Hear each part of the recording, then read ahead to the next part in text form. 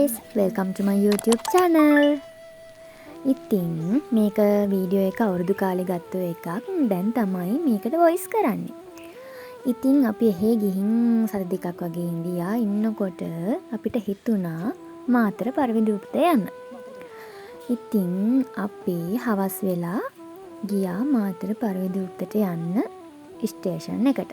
මේ තියෙන ටිකට් අරගෙන ටිකට් ටික පංච් කරගෙන ස්ටේෂන් එක ඇතුළට යන ටික. ඊට පස්සේ ඉතින් පුරුදු පරිදි අපි ගියා වොෂ්රූම් එකට. ට්‍රේන් එක එනකන් අපි එතෙන්ට වෙලා ෆොටෝ ගැහුවා. එක එක විකාර කර කර ඉඳියා. ඉතින් මේ තමයි කැකනදර ස්ටේෂන් එක. මෙතන ඉඳන් මං හිතන්නේ රුපියල් 20ක් වගේ තමයි අපිට ටිකට් එක ගත්තේ. බස් එකක යනවා නම් රුපියල් 120ක් වගේ මාතර පරවිදූපතට යන්න ටිකට් ගන්න ඕනේ. ඉතින් අපිට මාතර ටවුන් එකට ට්‍රේන් එකේ යන එක මාරම ලේසි.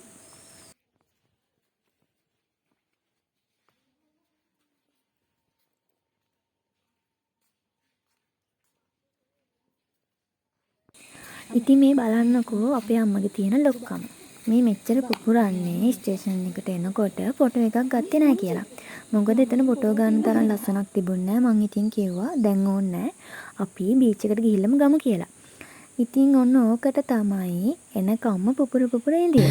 දිවිගින් නිවෙන්න පැතුවේ මధుර ස්වරයයි ඔබගේ ආදරේ හිනයක් දෝ හැබැනොවෙන අංකසේ දෙවි දෙවි ඉන්නේ මේ වේදනාවෙන් ඇස්සගෙන ඔබලි. ඉතින් අපි ගියේ මං හිතන්නේ හවසේ කියන්නේ 4:00 5ට කිට්ටු වෙන්නේ නැති ඒක නිසා එතෙන්ට ඉර වැටෙන විදිය මාරම ලස්සනයි. ඒක නිසා මං ඒකේ චූටි වීඩියෝ ක්ලිප් එකකුත් මේකට දැම්මා.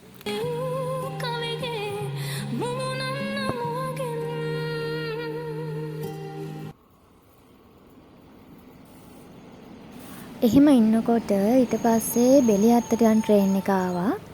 ඒකෙන් පස්සේ තමයි මාතරට යන ට්‍රේන් එක ආවේ. ඉතින් අපි මාතරට යන ට්‍රේන් එක එනකන් ඉඳියා. දැන් එනවා. ඉතින් ඔන්න ආවා. අපි දැන් ඕකට නැගලා යනවා මාතරට.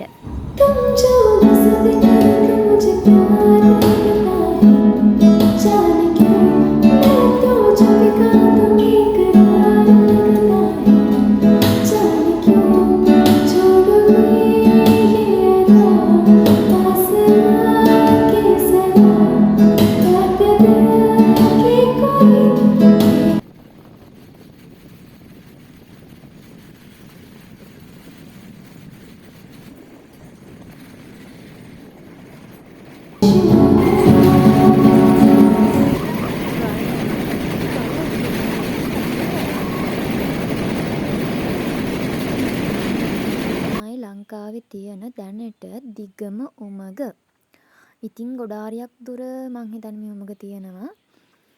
ඊට පස්සේ ඒ කට්ටියන්ගේ හුවත් අහගෙන ඔන්න අපි යනවා.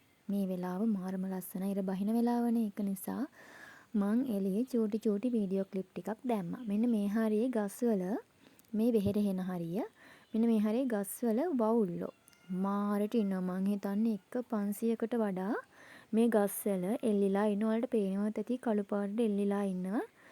ගොඩාරියක් වවුල්ලෝ මෙන්න මේ ලයින් එකේ ඉන්නවා. ඉතින් මං ඒකත් මේ වීඩියෝ එකට දැම්මා.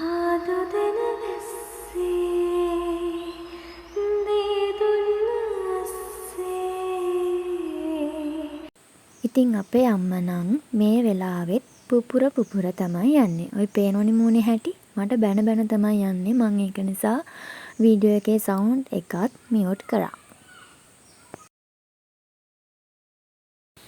ඉතින් ස්ටේෂන් එකෙන් බැස්සම මාතර ටවුන් එකට ගොඩාරියක් දුර පයින් යන්න ඕන. ඉතින් එහෙම එනකොට මාතර බෝධිය හම්බෙනවා.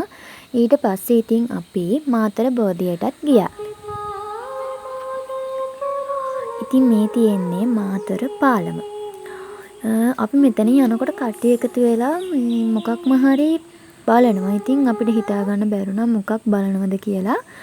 පස්සේ කාගෙන් හරි අපි එතන ඉන්න කෙනෙක්ගෙන් ඇහුවා මොකද්ද ওই තරමට බලන්නේ කවුරු හරි පැනලාද කියලා. අනේ නැහැ. මහා තඩි කිඹුලෙක් ඇවිල්ලා. ඌ යටට ගිහිල්ලා ඉතින් ඒක මිනිස්සු බලනවා. ඉතින් අපි හිතුවේ මෙතන පුරුදු පරිදි කවුරු හරි මේ ගඟට පැනලා ඇති කියලා.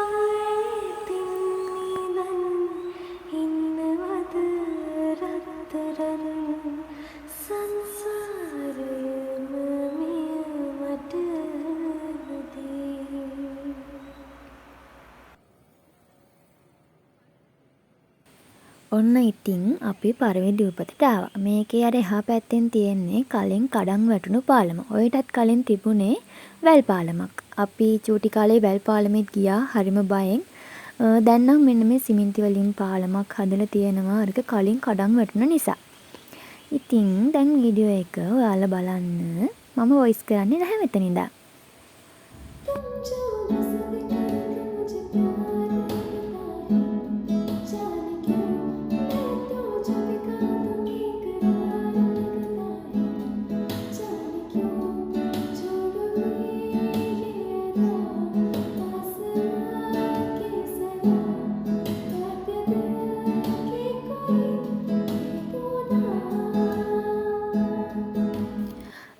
ඉතින් වොයිස් කරන්න නෑ කිව්වට වොයිස් කරන්න නැතුවම බෑ.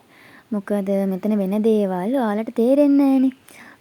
දැන් මේ මාතර පරිවිද උපතට ගියාට පස්සේ මෙතන චෛත්‍ය ඉතිරි වැඩ කටයුතු වලට ඔයාලට අතේ තියෙන ගාණක් දීලා ටයිල් කැට පූජා කරන්න පුළුවන්.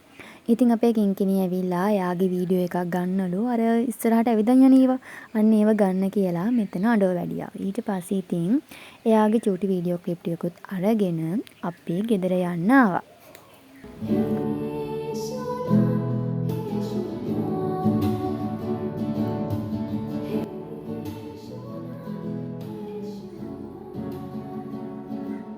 අපි යනකොට මෙතන ගොම්බෙල්ලෙක් වගේ මොකෙක් හරි ඉඳියා. ඔයාලා දන්නවනම් මෙන්න මේ ඉඳපු සතාගේ නම කියාගෙන යන්න. මොකද මං මීට කලින් අර පෙන්නපු සතාව කවදාවත්ම දැකලා නැහැ. අර කටියන්ට පෑගෙන නිසා අපි අර මුහුදු බැම්ම ගාවෙන් ගෙනල්ලා තිබ්බා.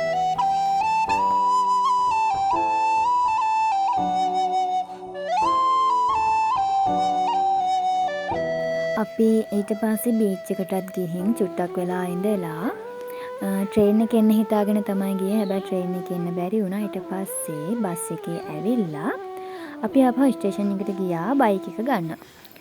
ඊට පස්සේ ඉතින් අපි ගෙදර ගියා. ඉතින් අද වීඩියෝ එක මෙතනින් ඉවරයි. හැමෝම පරිස්සමෙන් ඉන්න. බයි. කැමති අය මාව subscribe කරගෙන යන්න.